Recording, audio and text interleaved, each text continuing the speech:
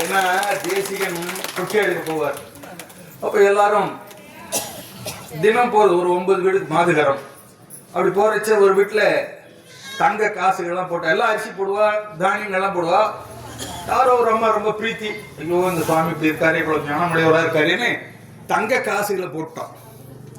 அவர் வீட்டில் கொடுத்தாரு. அவங்க மனைவியார் திருத்துணவியார் அதை என்ன பண்ணாங்க, பார்த்து சீர் பண்ணும்போது, சுவாமி யாரோ தங்க காசு போட்டிருக்கா தேவருக்கு அப்படின்னா. ஐயோ அப்படியா, தங்க காசா போட்டுட்டா, நான் இருந்தா பரவாயில்லையே, நல்லா இருக்கு அந்த புண்ணியவதி அப்படின்னு இருப்போம். சுவாமி என்ன பண்ணாரா, வேதாந்த தேசிகன் ஒரு குச்சி எடுத்து அந்த தங்க காசுகளை கையால் தொடலாம், குச்சி எடுத்து சாகரலை தள்ளி விட்டாராம்.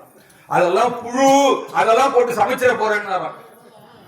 எவ்வளவு ஞான வைராக்கியம் இருந்தால் இந்த சாதாரண செல்வம் இருக்கிறதே, இது செல்வமே அல்ல, பகவத் கைங்கரியம். கைங்கரியம் அதோட ஆச்சாரிய கைங்கரியம் தான் மிக உயர்ந்த செல்வம் என்று சொல்லி இந்த சாமானிய செல்வத்தை எல்லாம் உதறினவர்.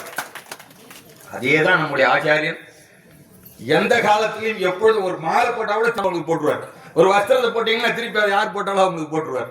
ஆக ஒரு பழம் வாங்கி கொடுக்குறீங்க, யார் என்ன அவங்களே கொடுத்துருவார். இது போன்ற ஆச்சாரியரை நாம் எங்குமே பார்க்க முடியாது.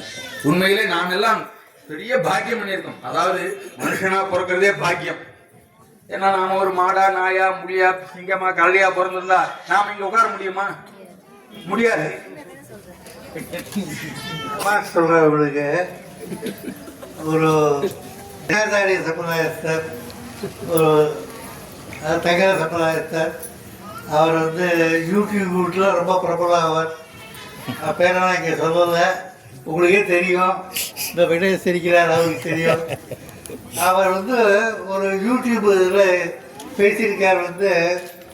எனக்கு தெரிஞ்சு வைஷ்ணவனில் வடகர சம்பிரதாயத்தில் உபநயப்பன் கோபால சுவாமி தான் சிஷ்யார்கிட்ட ஒரு பைசாவோட வாங்கிக்காத எல்லா இதுவும் பண்ணுறவர் அப்படின்னு சொல்லி அவர் பேசியிருக்கார்.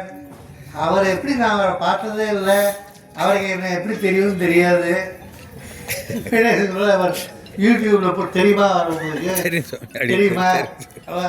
ரொம்ப பிரபலமான பேர்னு அப்புறம் நான் கேள்விப்பட்டேன். பிரபலமான யூடியூபர்னு பேர் யூடியூப்ல போட்டிருக்காரு அவர். அவருக்கு என்ன எப்படி தெரியுமே தெரியாது, நான் அவரை பார்த்ததே இல்லை. அவர் என்ன பார்த்தாரா இல்லை பார்த்து எனக்கு ஞாபகம் தெரியல.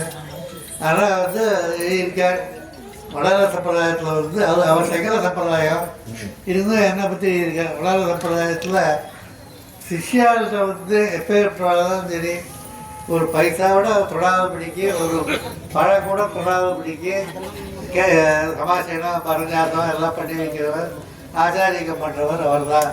அப்படி உங்கள் உபாசரியான்னு போட்டிருக்கார்.